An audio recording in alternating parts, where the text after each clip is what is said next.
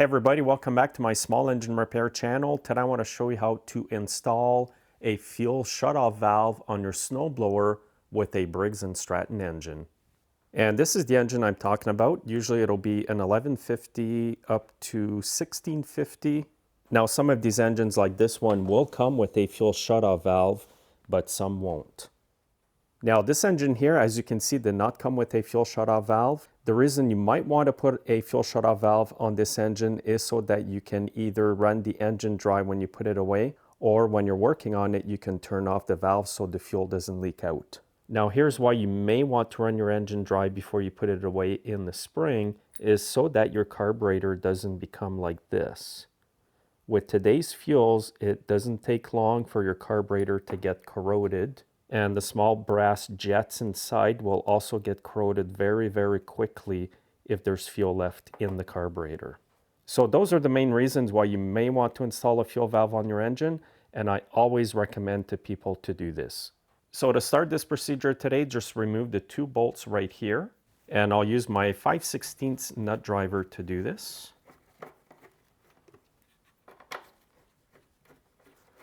Now this small plastic plate will come off. And now pull this whole plastic tab here or cover out of the way. And what I'll do today is remove the third bolt right here to make it easier to show you guys this procedure.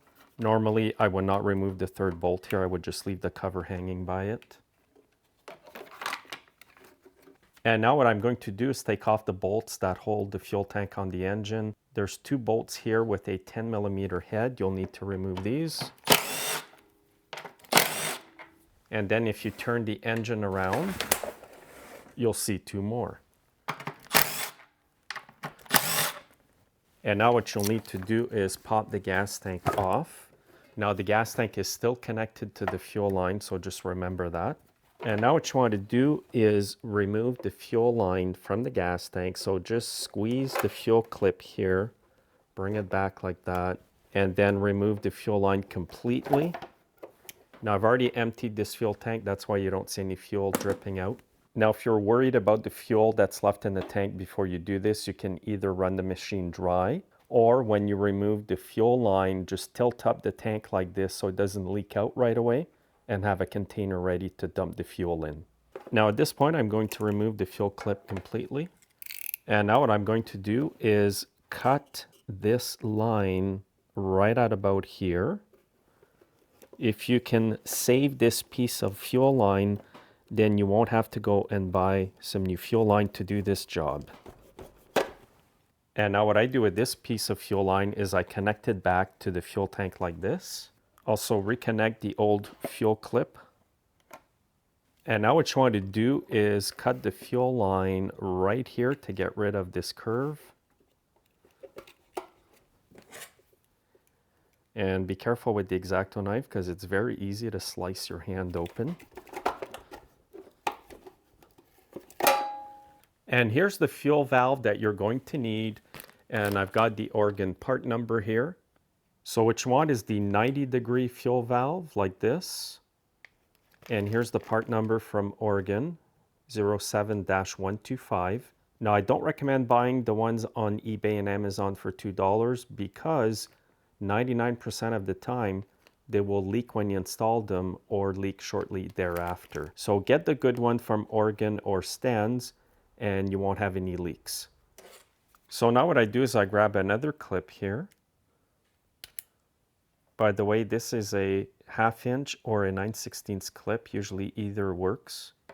I put it there. Then what I do is I spray a bit of WD-40 here because it is a bit stiff or hard getting the fuel valve in there. And you want to put in the fuel valve like this. So the fuel tank will be up like that. And you must connect this connector here in the fuel line with the other one pointing toward the carburetor.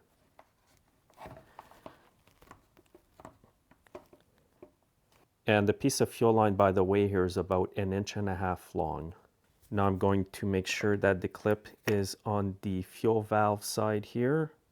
So before I connect the fuel tank back to the fuel line, some people might be wondering, well, there might not be enough room here to kind of get the line on properly with the clip. If you feel that there's not enough room, then take off these parts here. It'll make it easier to access the fuel line. Normally you don't have to do this, but today I will take it off just to show you how it's done in case you feel more comfortable doing it that way. So what I'll do is remove the two nuts here and then the two bolts on top. And to get the choke knob off, it's quite easy. Just put a slotted screwdriver beneath it and pry up. Then this will come off. Pay attention to the wires that are attached where the key goes. Now you can pull this off, and now you can see everything much better. So at this point here, I'm just going to prepare another fuel clip here. And again, I'm just going to spray the connector on the fuel valve to make it easier to go into the fuel line. And now what I'm going to do is connect the fuel line to the fuel valve.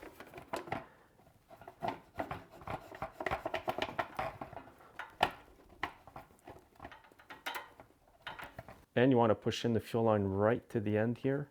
And I'll just get the fuel clip right on there. And I'll grab my needle nose to bring up the ends of the clip up. And now what you want to do is line up the fuel tank. And when you install the fuel tank back on, you want to make sure that the plastic part of the tank is in front of the metal tabs. Same on the back. So now what you want to do is put the bolts back that hold the fuel tank on the engine. So you've got two at the front and two at the back.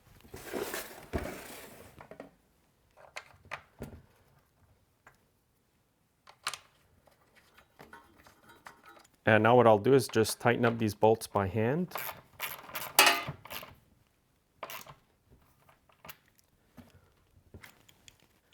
And now do the same at the front.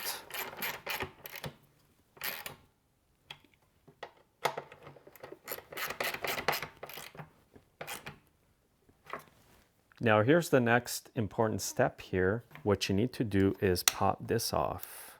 This comes right off, and then your fuel valve will fit right through here. You can see here that it was especially made to have a fuel valve, but again, some engines will come out of the factory without one. And now what I'll do is put the small bolt back on here. And now what I need to do is get this cover back over the valve.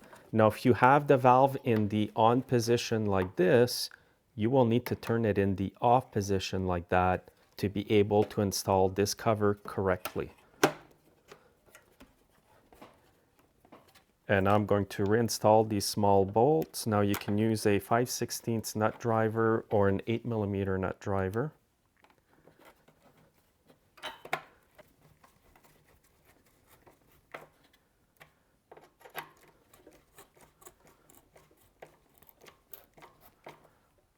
And now I'm going to reinstall all the covers here. Make sure you haven't lost the little spacers here. Then put your cover back on. And now tighten these up.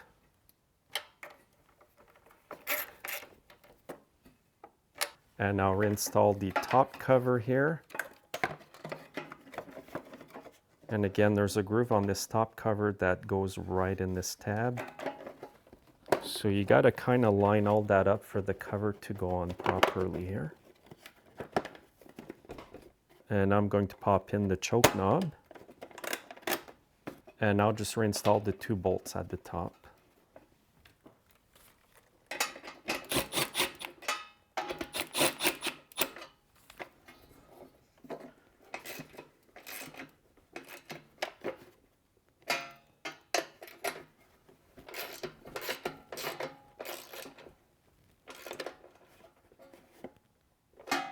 And that's it. Now, as you can see, everything is reinstalled. This is the off position, and this is the on position. Now, one last tip I want to give you guys is make absolutely sure that the small hose between the fuel tank and the fuel valve is at least 1.5 inches long. If that fuel line is too short between the tank and the fuel valve, you won't be able to turn it because the flap on the fuel valve here will be getting caught in that groove right there. Now, sometimes you can just push the flap and you'll be able to turn the fuel valve, but you're better off to have a fuel line that's long enough to prevent that. If not, like I mentioned earlier, the tab here could get stuck in the groove here and it'll make it really hard to turn it on or off. In this case here, my fuel line was long enough and I can freely turn the fuel valve on or off. And again, if you don't want your carburetor to end up looking like this, I highly recommend that you turn the fuel valve off in the spring when you put your snowblower away and run the machine until it dies. I also tell my customers when the machine is just about to die, turn the choke on. That will help to suck up even more fuel that's left in the carburetor so that the carburetor is actually dry when you put it away. And again, I highly recommend that you buy the actual fuel valve from Oregon, guys, because there's less chances of it leaking fuel on you. I hope that my video has helped you. If it has, please like it and share it with your friends. And make sure you're subscribed to my channel and check out my snowblower playlist. I've put a link to it in the video description and also the comment section. Have a great day.